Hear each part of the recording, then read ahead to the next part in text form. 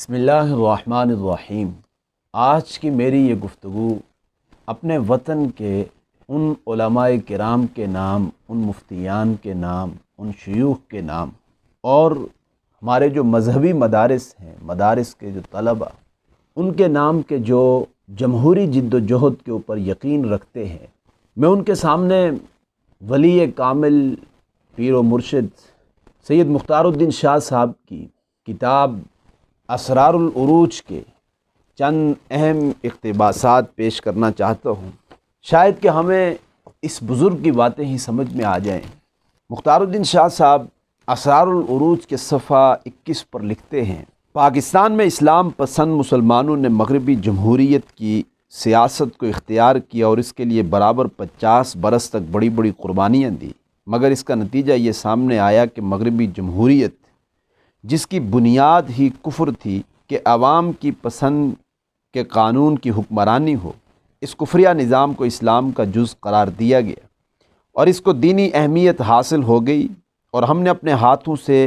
اس نظام کفر کو پھیلایا، اور مزید نقصان یہ ہوا کہ علماء اسلام خود مسلمان عوام کی نظروں سے گر گئے، اور طلبہ اسلام میں حصول علم و عمل کا جذبہ اور علم کی گہرائی ختم ہو گئی۔ غرض یہ کہ اس جمہوری سیاست کا فائدہ بھی صرف کفر اور باطل کے حصے میں آ گیا۔ بڑی قابل غور بات ہے، اس نظام کی وجہ سے علماء اسلام خود مسلمان عوام کی نظروں میں گر گئے۔ میں سمجھتا ہوں کہ اس ولی کامل نے جو کچھ لکھا، ایک ایک سطر، ایک ایک حرف مبنی برحق ہے۔ وہ مزید اسی کتاب کے صفحہ 26 پر لکھتے ہیں، عنوان قائم کیا ہے، مغربی جمہوریت کی راہ سے اسلام کا نفاذ۔ جمہوریت ہے ہی مغربی، اسلامی تو ہے ہی نہیں۔ وہ لکھتے ہیں کہ جو لوگ بھی اس جمہوری راستے سے اسلام کا غلبہ چاہتے ہیں، لیکن ظاہر ہے کہ جو تحریک بھی نفاذ اسلامی کے لیے اسلامی راستے کو چھوڑے گی تو وہ کبھی اسلام کے سرحد پر نہیں پہنچ سکے گی، خواہ اس غلط راستے کو اسلام کا نام ہی کیوں نہ دیا جائے اور پھر اس کے لیے دلائل کا انبار کیوں نہ لگایا جائے، بہرحال اس کے نتائج غلط نکلیں گے اور لوگ اسلام کے بجائے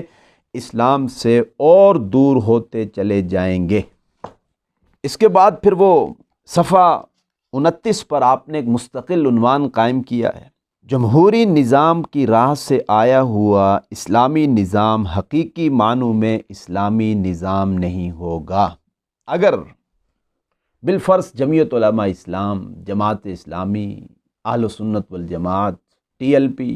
اور اہل حدیث حضرات کی سیاسی جماعتیں، یہ سارے احباب مل کر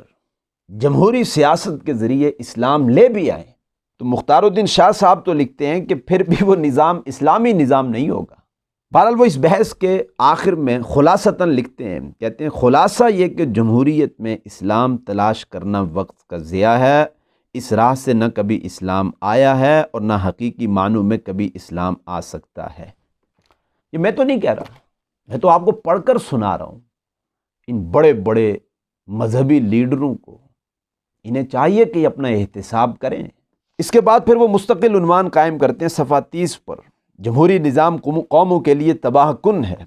پھر وہ صفحہ 31 پر عنوان قائم کرتے ہیں، جمہوری نظام بے نقاب ہو رہا ہے۔ بہرحال صفحہ 32 پر وہ لکھتے ہیں، بندہ نے تقریباً 10 سال پہلے 1408 ہجری میں ایک اجتماع میں جمہوری نظام کے بطلان اور غیر اسلامی ہونے کو سامنے لایا، تو اس وقت بہت سے علماء پر یہ بات بہت گراں گزری، اور ان کا خیال یہ تھا کہ گویا میں ایک ایسی بات کہہ رہا ہوں جو بالکل اسلام کے خلاف ہے، لیکن بات چونکہ مدلل اور واضح تھی، اس لیے ادھر ادھر کی باتوں کے سوا ان سے کوئی جواب نہ بن پڑا۔ اس کی وجہ یہ تھی کہ ان حضرات کو یقین تھا کہ آج یہی وہ واحد راستہ ہے جس سے اسلامی نظام نافذ ہو سکتا ہے، اس لیے ان کو جمہوریت کی حقانیت پر پورا یقین تھا، لیکن الحمدللہ اب ایسا وقت آ چکا ہے اور آ رہا ہے کہ جمہوریت کا خوشنما اور دلکش پرفریب نقاب اٹھ رہا ہے، اور اللہ تعالیٰ کے عملی فیصلے اور تجربہ ثابت کر رہا ہے کہ عام انسانی دنیا اس سے پہلے کبھی اس قدر ہلاکت و بربادی کا شکار نہیں ہوئی تھی جتنی اس منافقانہ اور فریبانہ جمہوریت سے برباد ہوگی۔ اس سے قطعاً صحیح نتائج برآمد ہو ہی نہیں سکتے، بلکہ جمہوریت کے ملعون اثرات روز بروز دنیا پر چڑھتے ہوئے سورج سے زیادہ عیاں ہو رہے ہیں۔ آج ہم نے دنیا کی ملامتیں اپنے سر لے لی، ہم کوئی پاگل ہیں، ہم کوئی بے وقوف ہیں، ہم کوئی دیوانے ہیں۔ مفتی تقی عثمانی صاحب نے جو بات لکھی اور اس کو نقل کیا ہے، وہ جمہوریت کے حوالے سے لکھتے ہیں کہ چنانچہ اس ضمن میں یہ دعوے بھی بکثرت کیے گئے کہ جمہوریت اسلام کے عین مطابق ہے، بلکہ اسلام نے جمہوریت ہی کی تعلیم دی ہے۔ کسی نے بہت احتیاط کی تو یہ کہہ دیا کہ جمہوریت کے جو اجزاء اسلام کے خلاف ہیں ہم ان کے قائل نہیں ہیں، لہذا ہماری جمہوریت اسلامی جمہوریت ہے۔ یہ تصورات ہمارے دور میں اس قدر مشہور ہو گئے ہیں کہ ان کے خلاف کچھ سوچنا یا کہنا دنیا بھر کی لعنت و ملامت کو اپنے سر لینے کے مترادف ہے۔ تو بہرحال یہ لعنت ہم نے اپنے سر لے لی ہے، اور ہمیں اس پر فخر ہے کہ ہم اس دور میں جب اسلام کی نظام کی بات کرنا بہت مشکل ہو چکی، ہم اسلام کے غلبے کی اور اسلام کی نشت ثانیہ کی اور خلافت کے نظام کے قیام کی، ہم اس پر مطمئن ہیں اور ہم اللہ کا لاکھ لاکھ شکر ادا کرتے ہیں۔